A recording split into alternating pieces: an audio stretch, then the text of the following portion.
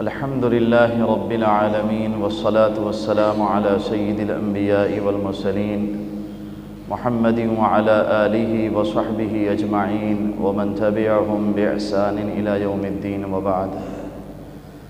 فقد قال الله تبارك وتعالى في كلامه المجيد والفرقان الحميد: أعوذ بالله من الشيطان الرجيم بسم الله الرحمن الرحيم. إن تجتنبوا كبائر ما تنهون عنه نكفر عنكم سيئاتكم وندخلكم مدخلا كريما. صدق اللہ مولانا العظیم. میرے محترم بزرگوں اور دوستو، اللہ تبارک و تعالی نے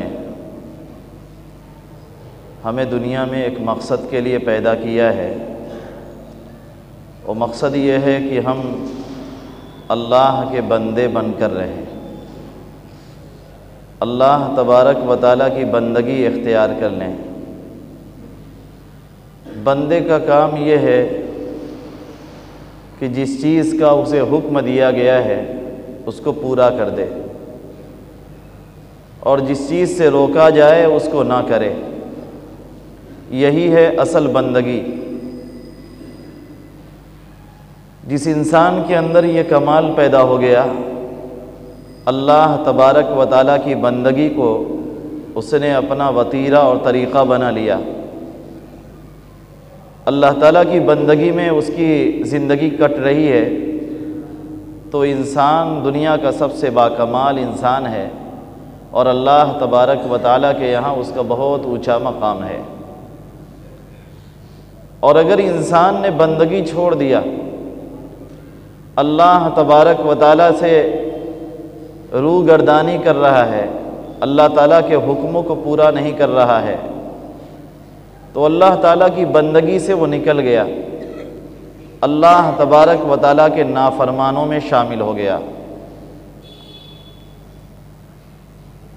جو آیت کریمہ میں نے پڑھی ہے، اس آیت میں اللہ تبارک و تعالیٰ نے ایک بڑا ہی اہم مضمون ہمارے لیے بیان فرمایا ہے۔ اللہ تعالیٰ فرماتے ہیں: ان تجتنبوا کبائر ما تنہون عنہ نکفر عنکم سیئاتکم وندخلکم مدخلا کریما۔ سورہ نساء کی آیت نمبر 31 ہے۔ اللہ تعالیٰ فرماتے ہیں کہ اگر تم ان بڑے بڑے گناہوں سے بچو جن سے تمہیں منع کیا گیا ہے، تو ہم تمہارے چھوٹے چھوٹے گناہ معاف کر دیں گے، اور عزت والے مقام یعنی جنت میں ہم تمہیں داخل کر دیں گے۔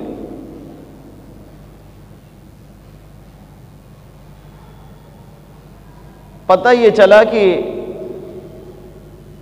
دو طرح کے گناہ ہیں، کچھ گناہ وہ ہیں جو کبائر کہے جاتے ہیں، اور دوسرے گناہ وہ ہیں جن کو صغائر کہا جاتا ہے۔ گناہ کی ان دونوں قسموں پر علماء نے پوری کتابیں لکھی ہیں۔ حضرت ابن عباس رضی اللہ تعالیٰ عنہما سے کسی نے کہا کہ کبیرہ گناہ 7 ہیں، تو ابن عباس رضی اللہ تعالیٰ عنہما نے فرمایا کہ 7 نہ کہو بلکہ 700 ہیں۔ علامہ ابن حجر مکی رحمۃ اللہ علیہ نے ایک کتاب لکھی جس میں انہوں نے کبائر کو بیان کیا ہے۔ اس کتاب کا نام ہے الزواجر۔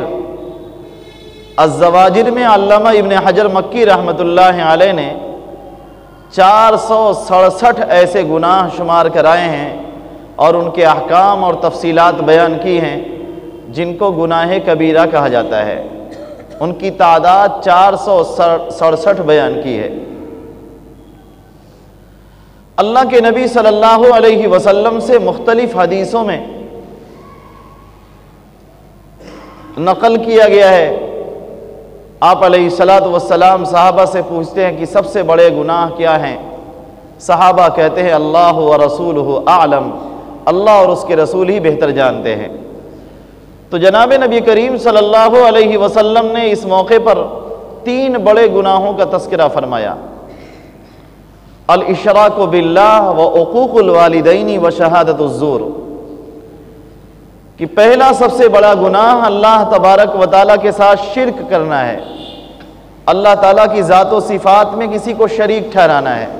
اللہ خالق ہیں، کسی اور کو بھی خالق سمجھنا ہے۔ اللہ رازق ہیں، کسی اور کو بھی رازق سمجھنا ہے۔ اللہ تبارک و تعالیٰ حاجت روا ہیں، کسی اور کو حاجت روا سمجھنا ہے۔ اللہ تبارک و تعالیٰ عالم الغیب والشہادہ ہیں، کسی اور کو بھی عالم الغیب والشہادہ سمجھنا ہے۔ یہ ہیں اللہ تبارک و تعالیٰ کے ساتھ شرک کرنے کی چند مثالیں۔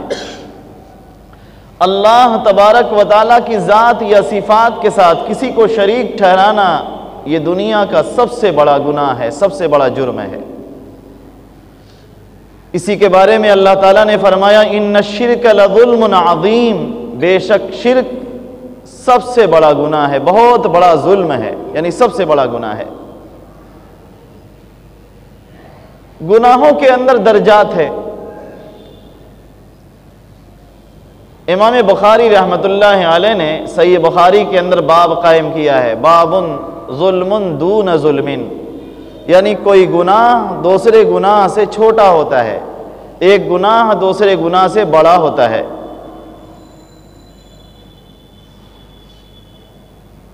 تو ان بڑے گناہوں میں سب سے بڑا گناہ اللہ تبارک و تعالیٰ کے ساتھ شرک کرنا ہے۔ مشرک کی معافی نہیں ہے۔ اگر حالت شرک میں انسان دنیا سے چلا گیا، اللہ تبارک و تعالیٰ اس کی مغفرت نہیں فرمائیں گے۔ اللہ تعالیٰ تمام گناہوں کو معاف فرما دیں گے، لیکن شرک کو کبھی معاف نہیں فرمائیں گے۔ اللہ کا فضل ہے، ہم ایمان والے ہیں، اللہ تعالیٰ نے ایمان کی دولت سے ہمیں نوازا ہے۔ اس ایمان کو بچانے کی ضرورت ہے کہ مرتے وقت تک توبہ اور کلمہ کی توفیق ہو جائے، دنیا سے جائیں تو کلمہ پڑھتے ہوئے جائیں، حسن خاتمہ ہمیں نصیب ہو جائے، اس کے لیے ہمیں کوشش کرنا ہے۔ اور دوسرا سب سے بڑا گناہ ہے عقوق الوالدین، اپنے والدین کی نافرمانی کرنا، والدین کا کہا نہ ماننا، والدین کی حکم عدولی کرنا، ان کی نافرمانی کرنا، یہ گناہوں میں سب سے بڑا گناہ ہے۔ اور تیسری چیز فرمائی شہادت الزور، کسی معاملے میں جھوٹی گواہی دینا، جھوٹی گواہی دینا بھی سب سے بڑا گناہ ہے۔ کسی کے خلاف کوئی معاملہ عدالت میں آپ لے کر گئے، آپ نے کسی کے اوپر جھوٹا مقدمہ کر دیا اور گواہوں نے جھوٹی گواہی کر دی، جھوٹا مقدمہ کرنے والا ایک کبیرہ گناہ کا مرتکب تو ہو ہی رہا ہے، جو گواہی دے رہا ہے وہ بھی کبیرہ گناہ کا مرتکب ہے۔ آج کل بہت زیادہ بیان حلفی بنتی ہے، اور بیان حلفی میں سچ اور جھوٹ لکھا جاتا ہے، بہت ساری چیزیں غلط بیان کی جاتی ہیں، لکھنے والا گناہگار ہے۔ جس نے جھوٹی بیان حلفی لگائی اس نے کبیرہ گناہ کا ارتکاب کیا، ایسے گناہ کا جو سب سے بڑا گناہ سمجھا جاتا ہے۔ تو اس حدیث میں جناب نبی کریم صلی اللہ علیہ وسلم نے 3 بڑے گناہوں کو بیان کیا ہے۔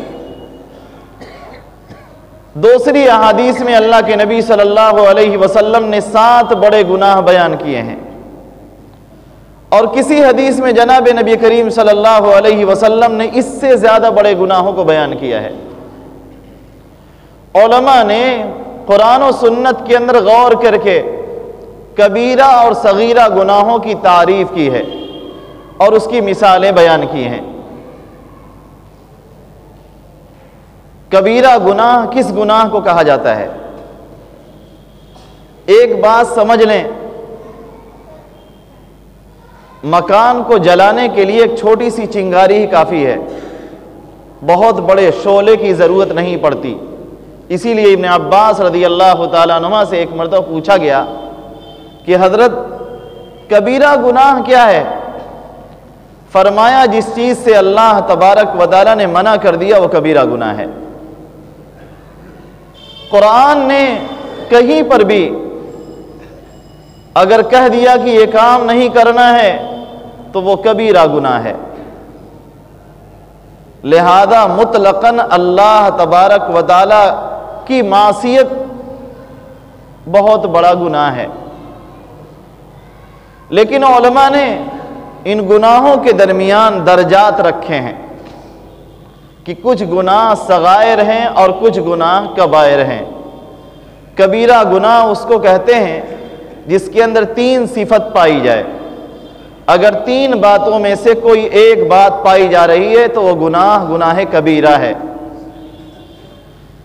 پہلی بات تو یہ ہے کہ جس گناہ کے کرنے پر اللہ تبارک و تعالیٰ نے قرآن کے اندر کوئی سزا بیان کی ہے تو اس گناہ کو گناہ کبیرہ کہا جاتا ہے۔ جیسے اللہ تعالیٰ نے فرمایا الزانیۃ والزانی فاجلدوا کل واحد منہما 100 جلدہ، کہ زنا کرنے والے مرد اور زنا کرنے والی عورت اگر زنا کریں اور غیر شادی شدہ ہوں تو دونوں کو 100 کوڑے مارو۔ پتہ چلا زنا کرنا کبیرہ گناہ ہے۔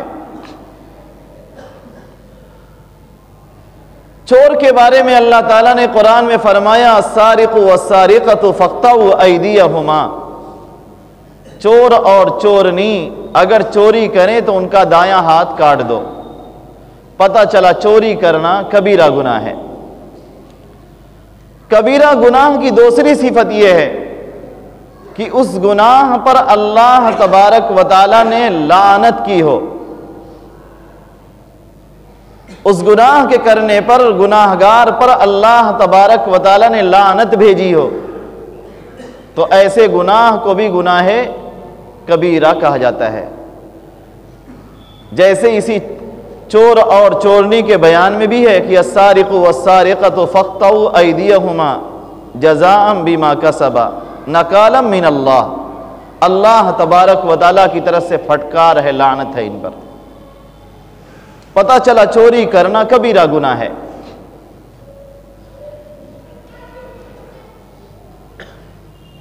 اسی طریقے سے اللہ تعالیٰ نے فرمایا وَمَن يَقْتُلْ مُؤْمِنًا مُتَعَمِّدًا فَجَزَاؤُهُ جَهَنَّمُ خَالِدًا فِيهَا وَغَضِبَ اللَّهُ عَلَيْهِ وَلَعَنَهُ وَعَدَّ لَهُ عَذَابًا عَظِيمًا، اگر کسی شخص نے کسی مسلمان کو جان بوجھ کر قصداً قتل کر دیا تو اس کا بدلہ جہنم ہے، اور وہ جہنم میں ہمیشہ ہمیشہ رہے گا، جہنم سے اسے کبھی نہیں نکالا جائے گا۔ وَغَضِبَ اللَّهُ عَلَيْهِ، اللہ تبارک و تعالیٰ اس پر ناراض ہو جائیں گے۔ وَلَعَنَهُ، اور اللہ تبارک و تعالیٰ نے اس کی پھٹکار کی ہے، اس پر لعنت بھیجی ہے۔ وَعَدَّ لَهُ عَذَابًا عَظِيمًا، اللہ تبارک و تعالیٰ نے اس کو بہت بڑا عذاب اس کے لیے تیار کر رکھا ہے۔ اور کبیرہ گناہ کی تیسری صفت یہ ہے کہ اللہ تبارک و تعالیٰ نے قرآن کریم میں اس کے لیے کوئی سزا بیان کی ہے کہ مرنے کے بعد یہ سزا ملے گی۔ جیسے زنا کو بیان کرتے ہوئے اللہ تعالیٰ نے قرآن میں فرمایا وَمَن يَفْعَلْ ذَلِكَ يَلْقَ أَثَامًا يُضَاعَفْ لَهُ الْعَذَابُ يَوْمَ الْقِيَامَةِ وَيَخْلُدْ فِيهِ مُهَانًا، جو شخص زنا کا ارتکاب کرے گا، بدکاری کرے گا، منہ کالا کرے گا، یلقا اثاما، تو اس نے بہت بڑا جرم کیا، بہت بڑے گناہ کا کام کیا۔ یضاعف لہ العذاب، اس کو عذاب بڑھا کر دیا جائے گا۔ ویوم القیامہ ویخلد فیہ مہانا، اور جہنم کے اندر ذلیل و خوار بن کر ہمیشہ ہمیشہ پڑا رہے گا۔ تو پتہ یہ چلا کہ جس گناہ پر اللہ تبارک و تعالیٰ نے کوئی وعید کہی ہے، اور جس گناہ پر اللہ تبارک و تعالیٰ نے کوئی سزا متعین کی ہے، اور جس گناہ پر اللہ تبارک و تعالیٰ نے لعنت بھیجی ہے، ایسے گناہ کو گناہ کبیرہ کہا جاتا ہے۔ صغیرہ گناہ کس کو کہیں گے؟ جس کے اندر یہ تینوں باتیں، وہ گناہ جس سے اللہ تبارک و تعالیٰ نے روکا تو ہے، لیکن اس کے اندر یہ تینوں باتیں نہیں پائی جا رہی ہیں۔ یعنی اللہ تعالیٰ نے اس پر کوئی سزا متعین نہیں فرمائی، اللہ تبارک و تعالیٰ نے اس کے اوپر لعنت نہیں بھیجی ہے، اور اللہ تبارک و تعالیٰ نے ایسے شخص کے لیے جہنم کے اندر جہنم کی وعید نہیں سنائی ہے، تو ایسے گناہ کو گناہ صغیرہ کہا جاتا ہے۔ ان صغائر کی تعداد ابن عباس رضی اللہ تعالیٰ عنہما بیان فرماتے ہیں کہ 700 ہیں، یعنی کبیرہ گناہ 700، اور علامہ ابن حجر مکی رحمۃ اللہ علیہ فرماتے ہیں کبیرہ گناہ 467 ہیں۔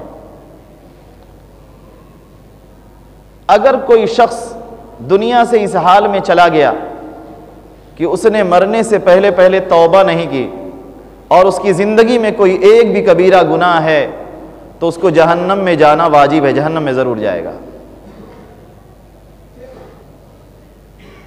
نماز پڑھنا فرض ہے، ہم نماز نہیں پڑھ رہے ہیں، بے نمازی بن کر ہم نے پوری زندگی گزار لیا، اور بغیر توبہ کیے ہوئے دنیا سے جا رہے ہیں، جہنم میں جانا پڑے گا۔ اللہ تبارک و تعالیٰ نے حج فرض فرمایا، ہم نے حج نہیں کیا، وسعت کے باوجود، قدرت کے باوجود ہم نے حج نہیں کیا، جہنم کی آگ میں جلنا پڑے گا۔ یہ کبیرہ گناہ ہے، حج کی فرضیت کے باوجود حج نہ کرنا، روزہ فرض ہو گیا روزہ نہ رکھنا، زکوٰۃ فرض ہو گئی زکوٰۃ ادا نہ کرنا، یہ بہت بڑا گناہ ہے، کبیرہ گناہ ہے۔ اور کچھ چیزیں وہ ہیں جن کو اللہ تعالیٰ نے قرآن کریم میں صراحتاً بیان کیا ہے۔ کسی مسلمان کی چغل خوری کرنا یہ بھی کبیرہ گناہ ہے۔ جناب نبی کریم صلی اللہ علیہ وسلم نے فرمایا لا يدخل الجنت قطات، چغل خور جنت میں نہیں جائے گا، جو ادھر کی بات ادھر پہنچاتا ہے۔ ادھر کی بات ادھر پہنچانے والے کا مقصد کیا ہوتا ہے؟ دو مسلمان بھائیوں کے درمیان جھگڑا کرا دینا، لڑا دینا۔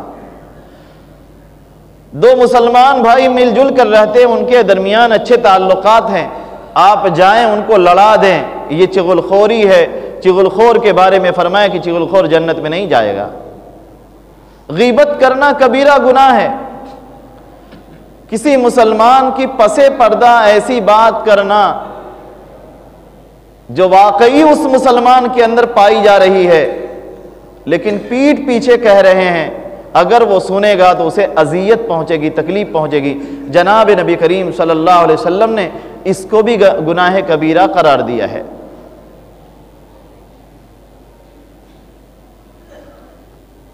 اللہ تعالیٰ نے قرآن میں فرمایا کہ ایک آدمی دوسرے آدمی کی غیبت نہ کرے، وَلَا يَغْتَبْ بَعْضُكُمْ بَعْضًا، ایک مسلمان دوسرے مسلمان کی غیبت نہ کرے، یعنی پیٹھ پیچھے اس کی باتوں کو، اس کے عیوب کو بیان نہ کرے۔ صحابہ نے پوچھا تھا اللہ کے نبی صلی اللہ علیہ وسلم، کیا ہمارے بھائی کے اندر وہ بات پائی جا رہی ہے تب بھی غیبت ہے؟ اللہ کے نبی صلی اللہ علیہ وسلم نے فرمایا ہاں جبھی تو غیبت ہے، اگر اس کے اندر وہ بات نہ پائی جاتی تب تو یہ بہتان ہے، وَإِلَّا فَبَهَتَّهُ، ورنہ تو تم نے اس پر بہتان لگا دیا۔ تو یہ بھی بہت بڑا گناہ ہے کہ کسی مسلمان کی پسے پردہ برائی بیان کی جائے۔ آپ نے فرمایا، اللہ تعالیٰ نے فرمایا أَيُحِبُّ أَحَدُكُمْ أَن يَأْكُلَ لَحْمَ أَخِيهِ مَيْتًا فَكَرِهْتُمُوهُ، کیا تم میں سے کوئی پسند نہ کرتا ہے کہ اپنے مردار بھائی کا گوشت کھائے؟ پتہ چلا کبیرہ گناہ اپنے مردار بھائی کے گوشت کھانے کی طرح ہے۔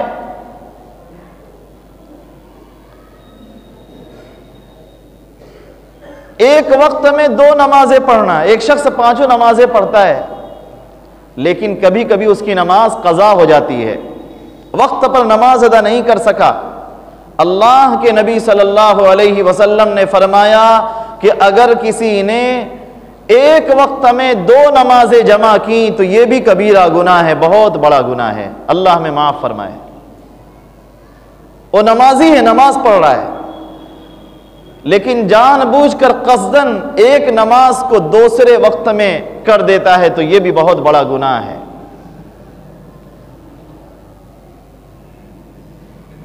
اللہ تعالیٰ نے متعینہ اوقات میں نمازوں کو فرض فرمایا ہے۔ ان الصلاۃ کانت علی المؤمنین کتابا موقوتا، کہ متعینہ اوقات میں ایمان والوں پر نمازیں فرض ہیں۔ اگر ان اوقات میں نمازیں ادا نہ کی جائیں، جان بوجھ کر نمازوں کو ٹال دیا جائے یہاں تک کہ نماز قضا ہو جائے، جناب نبی کریم صلی اللہ علیہ وسلم فرماتے یہ بھی کبیرہ گناہ ہے۔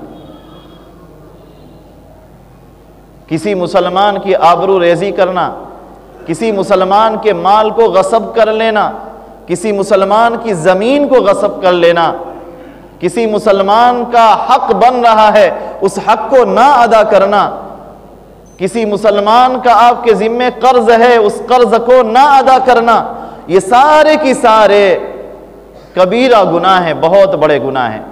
اللہ تبارک و تعالیٰ اس آیت کریمہ میں فرما رہے ہیں ان تجتنبوا کبائر، اگر تم ان بڑے بڑے گناہوں سے بچتے رہے، ما تنہون عنہ، جس سے تمہیں روکا گیا ہے، منع کیا گیا ہے، نکفر عنکم سیئاتکم، تو ہم تمہارے چھوٹے چھوٹے گناہ یوں ہی معاف کر دیں گے۔ آدمی کا کمال یہ نہیں ہے کہ بہت زیادہ نماز پڑھ لے، اور کسی انسان کا کمال یہ نہیں ہے کہ بہت زیادہ روزے رکھ لے، اور کسی کا کمال یہ نہیں ہے کہ بہت زیادہ صدقات اور خیرات کر لے، بلکہ انسان کا کمال یہ ہے کہ گناہوں سے محفوظ رہے، اپنے آپ کو گناہوں سے بچا لے۔ نیکی کرنا بہت بڑا کمال نہیں ہے کمال، لیکن اس سے بڑا کمال یہ ہے کہ انسان اپنے آپ کو گناہوں سے بچا لے۔ اگر ہم نے گناہوں سے بچا لیا اپنے آپ کو تو چھوٹے چھوٹے گناہ یوں ہی معاف ہو جائیں گے۔ اور دوسرا وعدہ اللہ تبارک و تعالیٰ کا اور ہے، ندخلکم مدخلا کریما، بڑے گناہ سے بچنے پر ایک وعدہ تو یہ ہے کہ چھوٹے چھوٹے گناہ معاف ہو جائیں گے، اور دوسرا وعدہ یہ ہے کہ اللہ تبارک و تعالیٰ جنت میں داخل فرمائیں گے۔ چھوٹے چھوٹے گناہ ہو گئے، ہم نے توبہ نہیں کی ہے، چھوٹا سا گناہ ہو گیا، نماز پڑھی وہ گناہ معاف ہو گیا، وضو کیا وہ چھوٹا گناہ معاف ہو گیا، وضو کے قطرات کے ساتھ بھی ہمارے گناہ جھڑتے ہیں۔ اسی کو قرآن میں کہا ان الحسنات یذہبن السیئات، نیکیاں برائیوں کو مٹا دیا کرتی ہیں، نیکیوں کی وجہ سے بھی برائیاں مٹتی ہیں، معاف ہوتی ہیں، لیکن صغائر یہ کب معاف ہوں گے؟ جب ہم بڑے بڑے گناہوں سے بچتے رہیں گے۔ آج تو معاملہ ہمارا یہ ہے کہ میں اپنے گریبان میں جھانکوں، آپ اپنے گریبان میں جھانکیں، ہماری زندگی میں بہت بڑے بڑے گناہ پڑے ہوئے ہیں، اور ایسے ہی ہر وقت ہم ان کے ساتھ مبتلا ہیں۔ ضرورت ہے کہ پہلی فرصت میں توبہ کر لیں، اللہ تعالیٰ سے معافی مانگ لیں اور عہد کر لیں کہ اب یہ گناہ نہیں کریں گے۔ اللہ مجھے بھی توفیق عطا فرمائے، آپ حضرات کو بھی توفیق عطا فرمائے۔ وآخر دعوانا الحمدللہ رب العالمین۔